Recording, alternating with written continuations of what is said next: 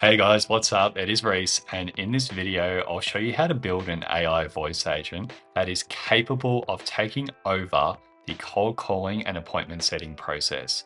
In case you hadn't known, there has been some huge advancements in the quality of AI voice products. It is now perfectly feasible for this technology to take over these client-facing tasks. If this is of interest to you, stay on and let's jump into it. So what we're simply trying to do is free up your salespeople to focus only on warm leads and closing more sales. We plan to do that by offloading all of the repetitive, cumbersome, cold calling outreach to AI. The effort to implement this will take about 5 hours from start to finish, and the tech stack that we're using is Airtable, Vapi, Google Calendar, Make, and OpenAI. You'll need about $20 to get started, and there will be additional costs incurred once you use all of the free credit from Vapi. In addition, we are going to cover quite a few edge cases that I don't see covered in other tutorials. So we'll look at dynamic variables in Vapi to make the conversation more personalized. We'll look at smart call handling, time zone intelligence, which is a big one when you want to call between time zones and you want to adapt the call time. We'll look at easy meeting scheduling, email validation, and also conversation adaptability. This is Vapi. This is the platform that you can use in order to build your own voice AI system. I'll take you through all of the fundamental features that I think you need to know in order to build your own. We'll use my one as a bit of a reference point. Let me get myself out of the way so I'm not an inconvenience. But cool, let's start. The prompt. So the first thing you'll notice is that with my prompt, I use something called markdown syntax.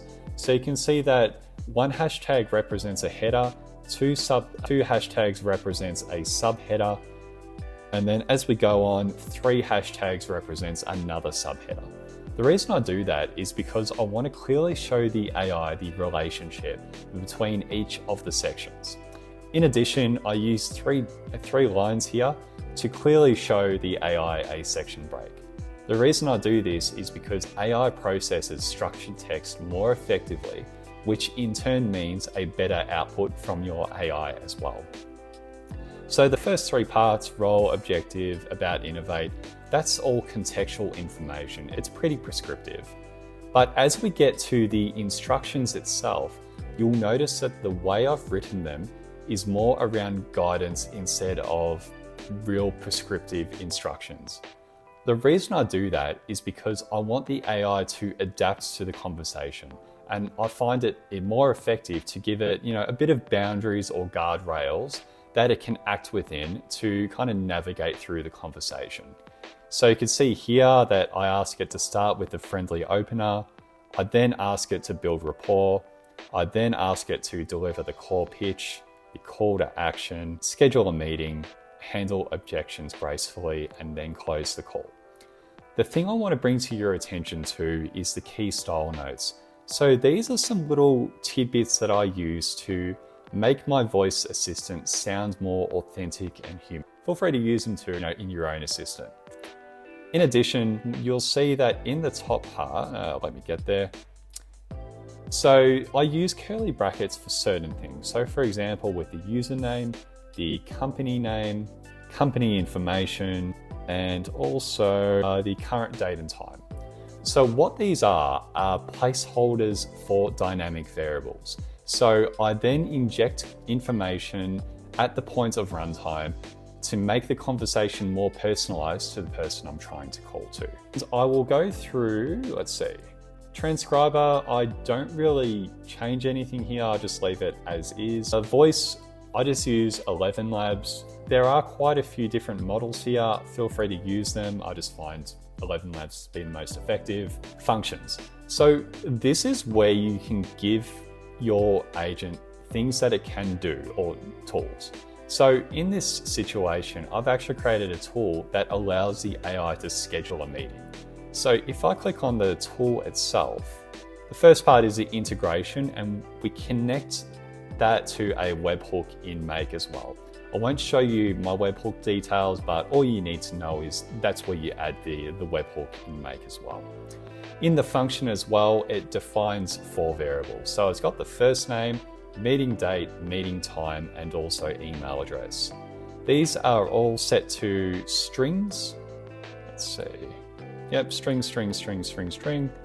These are captured throughout the conversation and then pass through the automation workflow in Make. Advanced. What I want to show you here is if we go down to messaging server URL. So this is where you add a webhook from Make that allows it to pass end of call reports through. The things I use in my messaging are for client messages, I use transcript, hang, and function call.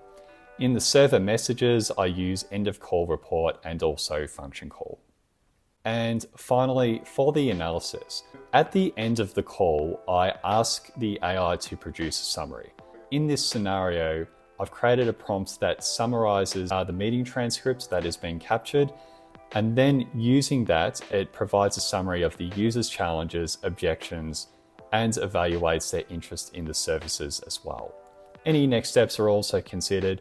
I also ask it to don't include any irrelevant headers, text, or formatting. You might see that sometimes AI does that. Once you do create your assistant, you'll also need to create a number as well. So you can do that just by simply clicking number and then create new number. Just follow the prompts. It's pretty self-explanatory. The key point is that you need a number and you also need to note the number ID for the automation itself. So once you've set up all that, I feel like you've got everything you need in order to build your own assistant. And on the Make side, this is the automation. We have 3 automations that we're working with. You can see 5 here because 2 are actually just copies, but they have hard-coded international time zones in them. So when I do show you how it works, we'll test with those and you can see how it handles the different time zones. These 3 automations are connected to this Airtable here. There's quite a few columns. I'll just scroll over so you can see them all. But a lot of these are actually populated through the automation itself. The only ones that I do populate, I use the call status here to trigger when I want to call someone, so that way there's a bit of a human in the loop and we're reviewing the records before the call's made. I then add the prospect name, the company, and the number itself. In this tutorial, I'm going to leave that blank. I've got my number hard-coded just for privacy reasons. This is the first of 3 workflows that we're going to walk through, and the purpose of this workflow is to initiate the call in Vapi. So this workflow is triggered by a change in the Airtable records database, so particularly this column here. So any change to that time would actually trigger this workflow to run. All those records that do have a change are then pushed through this workflow every 15 minutes. And you'll notice that I do have a call filter here. Records will only progress if the call status is equal to call. So things like do not call, called, or attempted means that those records won't actually progress further. The next part, disregard the next variable. They're the hard-coded ones I referred to. But it is then passed to OpenAI to derive the most likely time zone for based on the prospect's number. So what the prompt is, it's just simply tasked with determining the most likely time zone based on the provided number. I have 4 time zones here as options. You can add more. And if a number does not match any of those, use Australia, Victoria as a fallback. I want it to only return the time zone indicator itself, so no unnecessary formatting, and then I'll put the mobile number there too. If you want to know more about time zones, just look at the Make documentation and you can see it references this thing here called the TZ database name. If you just Google that, you can see here that it pulls up this table with the TZ identifiers. You just need to put in the regions that you want to account for in your prompt itself to allow it to adapt to that time zone. From there, it then uses the time zone that has been derived to pull back the current time for the prospect. It then sets the day and the time as individual variables. I personally use the E format, so it returns the day as a number because it just makes filtering a lot easier later on. And with the prospect time, I just use HHMM. There's no dots in the middle as well. Once again, it makes filtering through business rules a lot easier. I then set the open, close, and business day variables as well. That provides the parameters for appropriate times for the call to be made. In this scenario, I've put the open time as 8 a.m., it closes at 10 p.m. and it works 7 days a week. So pretty busy person. But if it does meet those times, it then initiates the call itself. So what you'll notice is that I don't use the Vapi module in Make. What I use is the HTTP make a request module. The reason I do that is because it allows me to override particular variables that I showed you before by injecting dynamic information. So the first part here is just information from the assistant itself. So you've got the assistant ID, the phone number ID. All you need to do is we'll go back to, okay, the assistant ID is there and the phone number is there as well. So these overrides as well, these refer to columns in the Airtable, and the current date just refers to the previous step as well. Once the call has been made, it then updates the call record itself. If the call is made outside of business hours, what happens then is it copies the record, so it goes down to the bottom of the database and then updates the current call record as well. This is actually a loop, so it continues to do this until the prospect eventually picks up or declines the call. And the reason being is because if the call is made outside of business hours, the prospect never receives the call, right? From their perspective, nothing has happened. There's no missed call record, there's no voicemail, so they don't actually know it exists. It's not inconveniencing the customer. So let's test this workflow. So you'll notice that I swapped over to the hard-coded time zone, and you can see here that this is a hard code of America, New York as the time zone. So we'll add a record. Let's go here. Small testing company in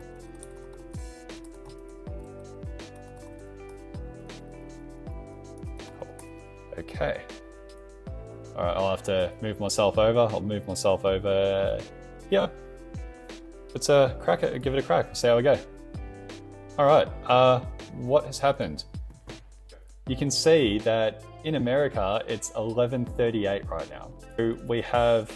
We've derived these two variables. 2 means that it's Tuesday and it's 11:38 right now. Based on the business times, you can see that it went down the alternate route. So it created a new record and then updated the existing record. We go here, you can see it has changed to attempted, and then the next record is do not call. When I'm ready to make some more calls, all I need to do is just click call. Let's try another test. What I've done is I've changed the close time to 23:59, meaning that the call should go through now. If we add, let's just change this to call this time and give it a run. Goes at the top. Here's the call now. Hi, is this Reese from Reese Test Company? Yes, it is. Hi Reese, I'm Caroline from Innovate, an AI automation agency. I hope you're doing well today. I wanted to reach out because I've heard great things about your small testing company in Melbourne, Victoria. It sounds like you're doing some exciting work there. I'm calling to introduce you to how AI-powered automation can help. Pretty cool, right? But you get the idea, so that's why I ended the call. This is the second of the 3 workflows that I'm going to take you through. The purpose of this workflow is to generate the end of call report so we can get all the information that we need in order to do our analysis. So this is triggered from a webhook, and you may recall in the previous steps where we talked about the Vapi overview, we needed to provide a webhook in this server URL part. This is where you take the make webhook and add the details here to connect the two. From there, it then passes the call summary onto OpenAI to assess the interest level. So this is where we use the information that we've collected to determine if a prospect is interested in our product or service. The prompt is pretty simple. It's just, use the call summary to determine if someone's interested, respond with yes or no, or respond with no if there is insufficient information. I just need those outputs. So once again, no unnecessary formatting, etc. It then uses the search function here to take the call ID that was returned from the hook to search for the appropriate record in Airtable. The reason I do that is because we either need to update the record if we do find a result, or if we don't find a result, create a new record. So if a record exists, it then updates the record itself with the call transcription, the call summary, the end of call reason, and the interest assessment. From there, if it did not answer, so keep in mind that this is an end of call report. So a report will be generated at the end of the call, even if the user didn't pick up. If there wasn't an answer on the user's side, it then creates a new record because we want to try and redial again. This is where the redial attempt flag that I mentioned here comes into it. It's always set to no, right? And if it is set to yes, what it means is that it's going to go through another iterative loop. And the yes means that it stops the loop because it's no longer no. It means simply that we're going to try and call the customer once more. If we don't, we're going to stop trying. And if there is no record, as I mentioned, it creates a new record.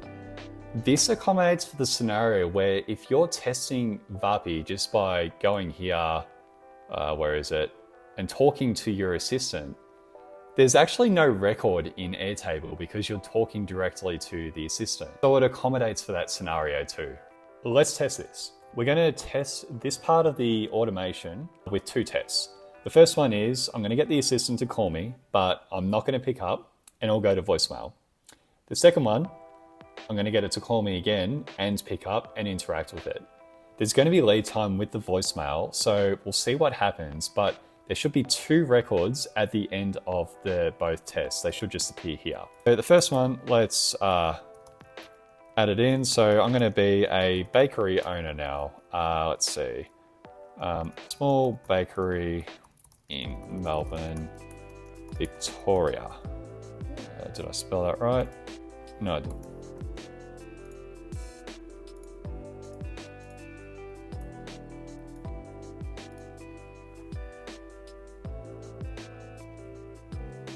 Cool. We will send that one to voicemail. While the AI is interacting with the voicemail, let's create a new record.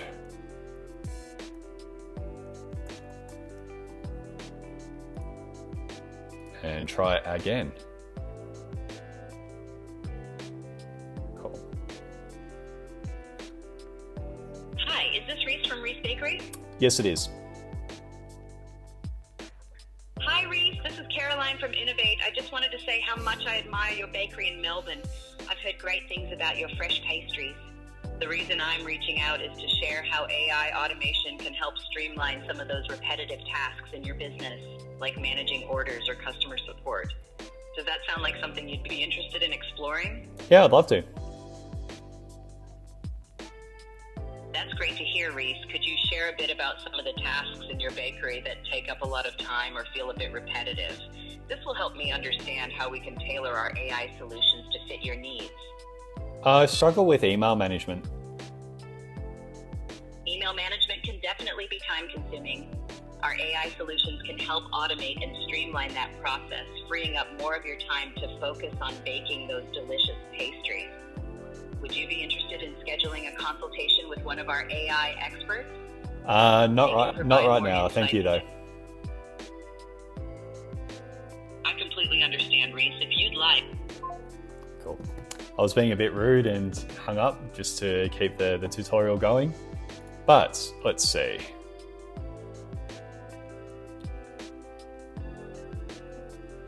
Okay, there's two records. So Reese's Bakery, the first one, it timed out. It said it was not interested because the call wasn't made. But with that said, it then created another record underneath. So when I'm ready to attempt the redial from the first call, I just click call. However, the second call that we made is just here. You could see that it's got the transcription, a bit of a call summary, and then deems that I was interested as well. And here is the final workflow in our automation. And the purpose of this workflow is to schedule an appointment with the prospect. It looks pretty complicated, but it's not really. There's a lot of validation steps that we need to do and alternate paths based on whether the prospect is local in my time zone or international. This workflow kicks off by receiving data from Vapi. You may recall me talking earlier about setting up a tool and pushing data from that tool to Make. The way you set it up is you grab the webhook URL here and go to the tool that we created, so the schedule meeting one, and then add the URL to the integration part as well. So that would connect the two. From there, once the automation is executed, it then searches the Airtable database for the call ID. The call ID is retrieved as part of the webhook information. From there, it then reviews the email address, and this is a validation step that I add in to account for voice-to-text translation errors. For example, my name is Reese, it's spelled as R-H-Y-S, but I usually get R-E-E-S-E, I get Ryan, I get Crease. This step helps validate that and correct any errors that may eventuate. So what it does is it actually takes information from the Airtable database, the name and also the prospect company, and then uses that to proofread the email address that Vapi has picked up. So it's just using a few verification rules, as you can see in the instructions here. But essentially, the most common emails are usually firstname.surname@companydomain.com. So if we've already got that information, it allows us to create a validation point. From there, it then sets the prospect's time zone in the same way that the first workflow automation did as well. So this is really just a copy and paste using the same approach that we did in the first workflow. As you can see, pretty much exactly the same. From there, it sets the prospect's current time using the ISO format as well. So it takes the variable from the time zone and then converts it to the prospect's time zone as well. We then use the prospect's time zone to reconvert it to the Australian time as well. The thing I want to call out is you need to add the prospect's date as an input, because if you do, if you ask for the time it is now, it is executed at runtime, which means it's going to be a few seconds off compared to the prospect's time, and it just creates a bit of a messy response in AI later. From there, it then passes the requested meeting time into OpenAI. What this does is this accounts for human-based language when any person makes an appointment. What this does is it takes the current time of the prospect, considers the time that has been asked for from the prospect, and then returns the ISO formatted date and time. So if it's, let's just say it's Wednesday here, right? If I say I want an appointment on next Friday, AI and Vapi don't know what next Friday is. So having a benchmark that is based on the current time allows AI to convert it into an ISO appropriate string. And then what I do, I take the derived prospect time overseas and convert it back to Australia. That way I know the date and time that I need to schedule the appointment for in Google Calendar.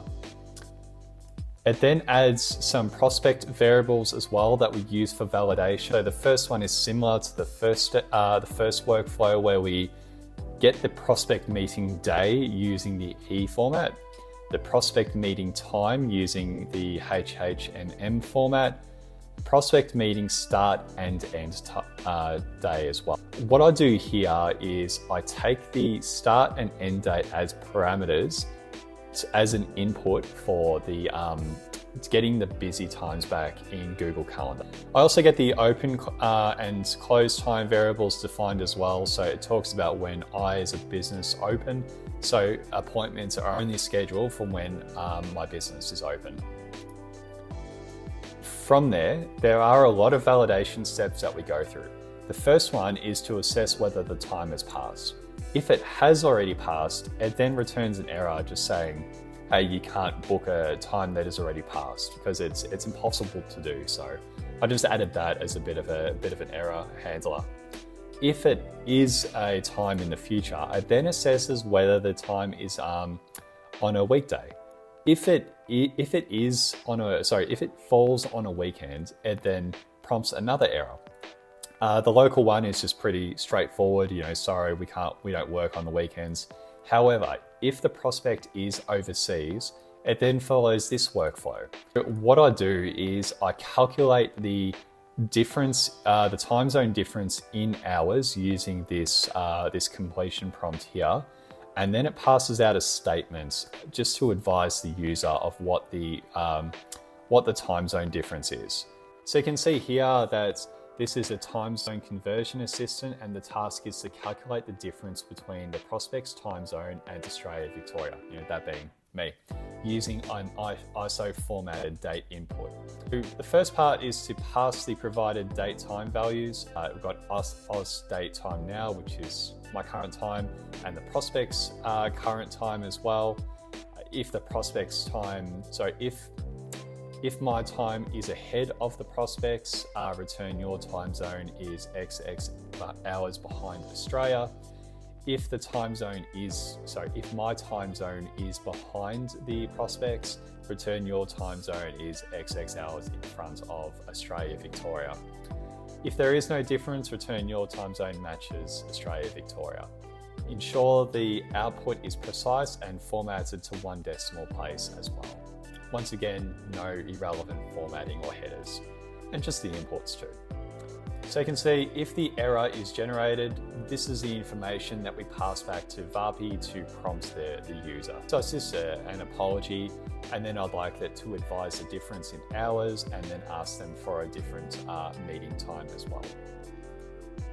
That error handling procedure then happens again, but for the scenario of business hours. So I won't repeat myself, but it is the exact same format, but you can see here that we are now comparing whether the asking time is within the business hours that I'm operating in.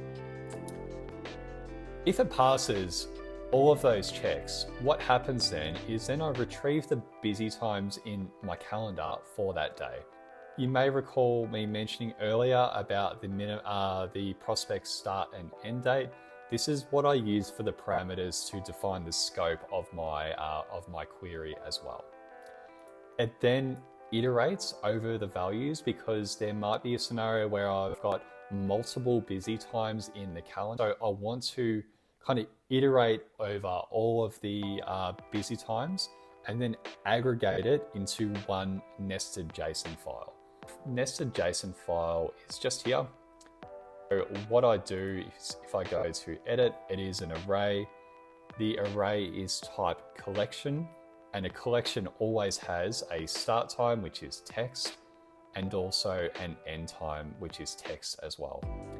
Just for extra validation, I then make sure that the start time and the end time provided is in the Australian time zone as well. From there, once I have an aggregated view of all the times that I'm busy, I then do a comparison using OpenAI to find the 30-minute slots that I'm actually available. It's just simply, let's move over. So this prompt is saying that you are tasked with determining whether a given 30-minute slot is available on a list of busy intervals provided as a nested JSON array. Here are the instructions. Let me just go down slowly so you can read them. It's essentially looking at the provided meeting time, extracting all of the start and end times in the JSON array. It then converts them into the ISO formatted as well, and just acknowledges that the time between the start time and the end time is also regarded as busy. It then goes through some availability rules just here. So just if the start date exactly matches, return no, because it means you're trying to overlap a booking. If the start date falls within times they're already busy, return no. If the requested time matches the end time exactly, check whether there's an additional 30 minutes after that. If it's yes, great, so return yes. If it's no, return no. Let's see. If the end date is the last busy period in the list, check the close time. If the close time is less than 30 minutes, return yes, otherwise return no as well. So it's accounting for the times that I'm open. If none of these apply, return yes. And once again, all I want is simply a yes or no. If the availability is yes, saying that yes, it is available, the booking is made. And then it just returns a prompt saying, hey, your booking has been made. So if there is no availability, what it then does is that it uses the nested JSON array that we calculated earlier to derive all of the 30-minute availability times in the day to provide them back to the user. So the prompt is just here saying, that they're tasked with identifying all of the available 30-minute appointment slots based on the nested JSON array. First, I'm asking the AI to extract all of the values inside the value key, so the start time and the end time, convert them into ISO formatted times, identify the gaps of at least 30 minutes between those periods, and then extract all of the 30-minute start times. These times must also be within the times that my business is open as well, and at least 30 minutes before closing. I want them to be sorted in chronological order, so they're played back to the prospect in chronological order, and then it's just a plain string as well, so that way Vapi can read it too. Response format, I just want a single string containing all available start times as well, so these are in the 30-minute slots as well. I don't want to return a nested JSON array. If there are no slots available, just say there are no slots as well. Provided data. I've added an example nested JSON format, so the model knows what to expect. And also, let's see, where are we? And the formatted output that I am expecting as well to guide the model. Okay, from there, it then advises the prospect of the available times as well, so that way they can respond with another available time too. Let's test this workflow. I have swapped over to the hard-coded version of this automation. It looks a bit simpler because I've removed all of the local routes there. They're not needed for this test. But the first test, I'm going to call outside of business hours. Let me initiate a call.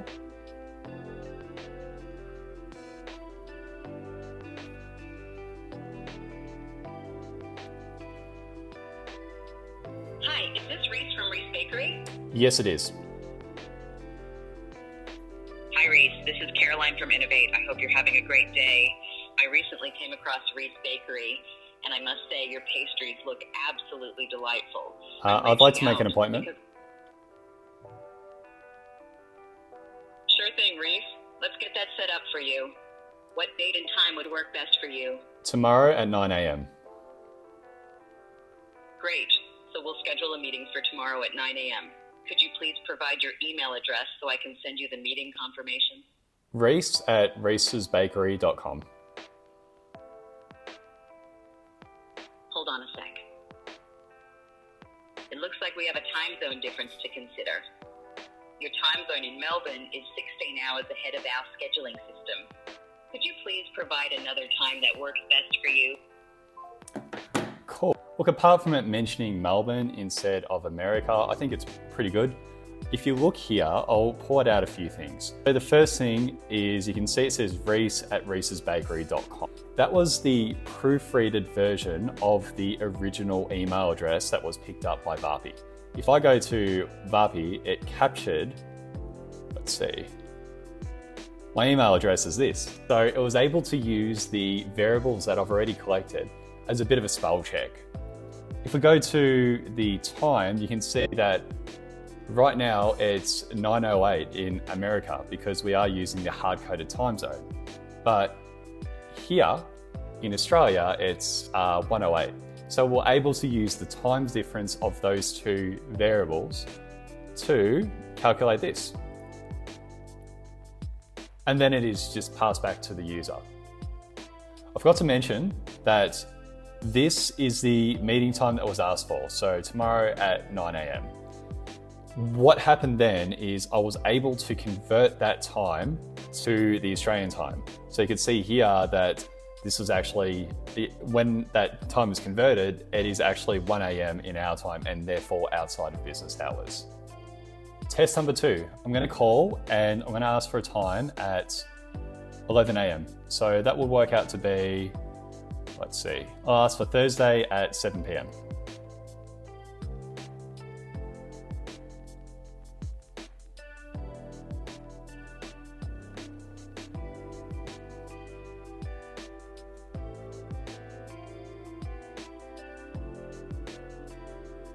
Hi, is this Reese from Reese Bakery? Yes, it is. Hi, Reese. I'm Caroline from Innovate. I just wanted to say how much I admire your bakery. I've heard great things about your pastries in Melbourne, Victoria. Can I make an appointment? I'm reaching out because Of course, Reese. I'd be happy to help you schedule an appointment. Do you have a specific date and time in mind for the consultation? Thursday, the 20th of February at 7 p.m. Thank you, Reese. Just to confirm, you would like to schedule the consultation for Thursday, February 20th at 7 p.m. Could you please provide your email address so I can send you the confirmation details? Reese at reesesbakery.com. Give me a moment. It looks like the time you requested isn't available. However, we do have several slots open on Friday, February 21st. Here are some options.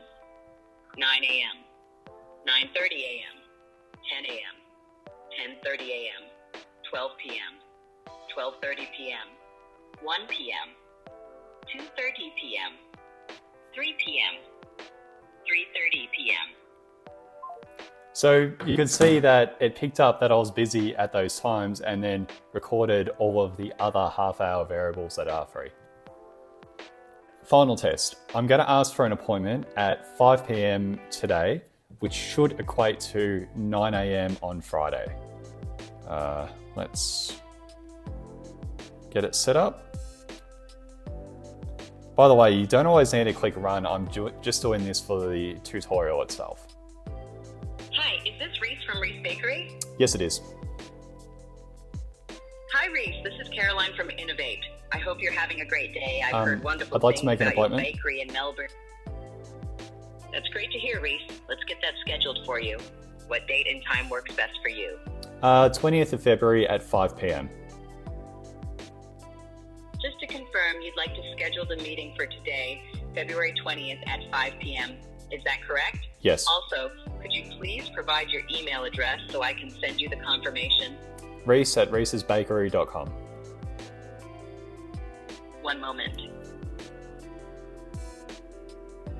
Your meeting has been scheduled for today, February 20th at 5 p.m.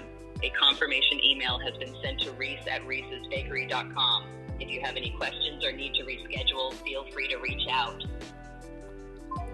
So you could see how it was able to take the American-based time zone and then convert it to an Australian time for the booking as well. And that's the end of the tutorial, guys. I really hope it added value. If it did, please consider liking and subscribing, and I'll see you in the next video.